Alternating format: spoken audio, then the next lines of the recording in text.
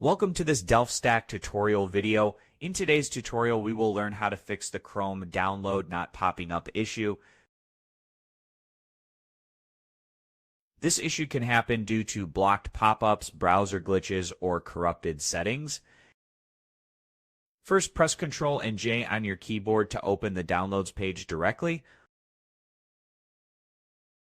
Next, open Settings from the three-dot menu and go to Privacy and Security.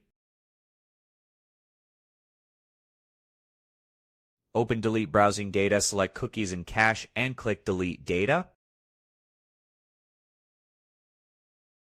Now go to Downloads, change the download path if needed, and toggle options like asking where to save files or showing downloads when finished.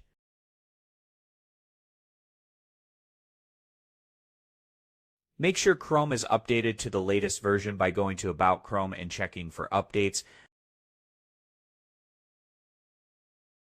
That's it. We've learned how to access hidden downloads, adjust download settings, and fix Chrome download pop-up issues. Thanks for watching, and don't forget to check out the next Delph Stack tutorial videos.